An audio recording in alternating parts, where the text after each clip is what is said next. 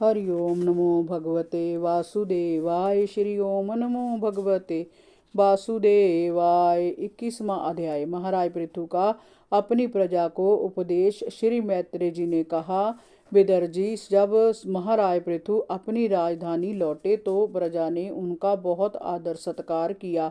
राजधानी को पूरी तरह सजाया गया था। जगह जगह तोरण द्वार बनाए गए थे और उन पर फूलों की मालाएं लटकाई गई थी। सड़कों पर मांगलिक द्रव्यों का छिड़काव किया गया था। राजा ने नगर में प्रवेश किया तो प्रजा ने स्थान स्थान पर उनका रौली चंदन और अक्षत लगाकर स्वागत किया और उनकी जय जयकार की। उन्होंने भी प्रजा के ऊपर अपनी स्नेह वर्षा करके उनके हृदयों को जीत लिया। विदर जी बोले, विप्रवर, ब्राह्मणों ने और प्रजा ने महाराज पृथु का आदर सत्कार किया। देवताओं ने उन्हें अनेक उपहार दिए। उन्होंने स्वयं सारी पृथ्वी का दोहन किया। 99 अश्वमेघ यज्ञ करके भगवान श्री हरि का आशीर्वाद प्राप्त किया। कृपया उस परमात्मा के मुझे कुछ और भी चरित्र सुनाइए। श्री मैत्रेय जी ने कहा, विदर जी, महाराज पृथु गंगा जमुना के मध्यवर्ती प्रदेश में निवास करते हुए राज्य करते थे। ब्राह्मणों और विष्णु भक्तों को छोड़कर पृथ्वी के 7 द्वीपों पर उनका अखंड शासन था। एक बार उन्होंने देवताओं, ब्रह्म ऋषियों और राज ऋषियों को एकत्र कर एक महामंत्र की दीक्षा ली। उन्होंने वहाँ सभी उपस्थित लोगों का स्वागत किया और मंच पर खड़े हो गए। मंच पर वे चंद्रमा के समान सुशोभित रहे थे।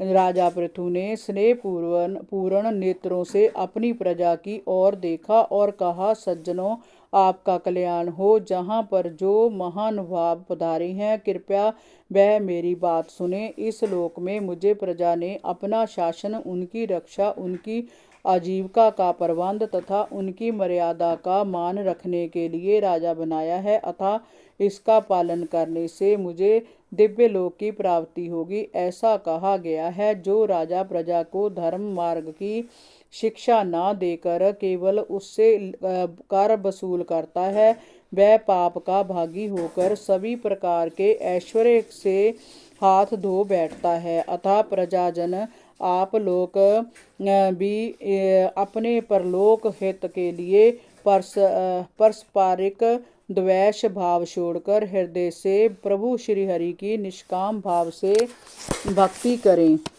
अपने कर्तव्यों का पालन करते हुए आप यदि ऐसा करेंगे तो आपका स्वार्थ भी पूरा होगा और मुझ पर आपका अनुग्रह भी बना रहेगा। हे विशुद्ध चित्त देवगण, पितर और महर्षि गण, आप भी मेरी इस प्रार्थना का अनुमोदन कीजिए, क्योंकि कोई भी कर्म क्यों ना हो, मरने के उपरांत उसका फल उसके कर्ता को अवश्य मिलता है। हमारे पूर्वजनों ने भी अपने अपने कर्मों का ही फल भोगा है। बैन जैसे राजा इस कर्मवाद को स्वीकार नहीं करते हैं, अतः उनका कोई महत्व नहीं है। हमें उस ओर ध्यान देना भी नहीं चाहिए। प्रजाजन, जिनके चरण कमल से निकली पवित्र पावनी गंगा में स्नान करने से पापियों के पाप नष्ट हो जाते हैं, जिनके चरण कमलों की पूजा से सभी शारीरिक और मानसिक दोष नष्ट हो जाते हैं, जिनके चरण कमलों की सेवा सभी प्रकार की मनोकामना पूर्ण करने वाली है, जिनके तत्व ज्ञान को जानने वाला पुनः संसार चक्कर में नहीं पड़ता, उन श्री हरि के चरण कमलों में आप लोग अपनी भक्ति प्रकट करें। उनकी भक्ति में किसी प्रकार का कपट अपने मन में ना आने दें। निश्चित रूप से आपके कर्म के अनुसार आपको फल अवश्य प्राप्त होगा और आपके सारे दुख दूर हो जाएंगे।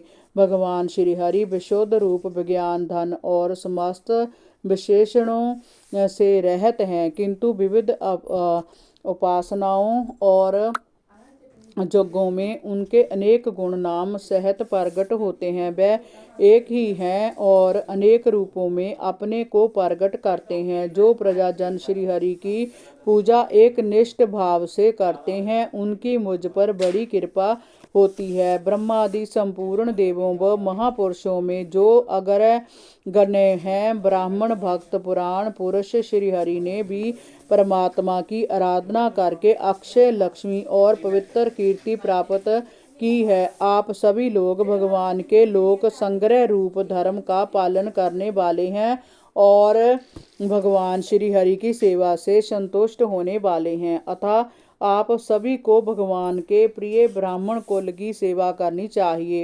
इनकी नित्य सेवा से शीघ्र ही चित्त शांत हो जाता है और मनुष्य परम शांतिदायक मोक्ष पद प्राप्त कर लेता है। देव ज्ञानी इन ब्राह्मणों में गुणवान, शील संपन्न, कृतज्ञ और गुरुओं के समान महात्माओं की सेवा करने से सारी संपदाएं सपदा ही प्राप्त हो जाती है। अतः मेरी अभिलाषा है कि आप ब्राह्मण वंश, गौवंश और श्रीहरि के भक्तों की सेवा करें। भगवान श्रीहरि आप सभी का कल्याण करेंगे। विदर जी महाराज पृथु का जय भाषण सुनकर देवता, पितर और ब्राह्मण आदि सभी साधु जन बड़े प्रसन्न हुए। वह सभी साधु साधु कहकर राजा की प्रशंसा करने लगे। वह हरि ओम नमो भगवते वासुदेवाय। श्री ओम नमो भगवते वासुदेवाय।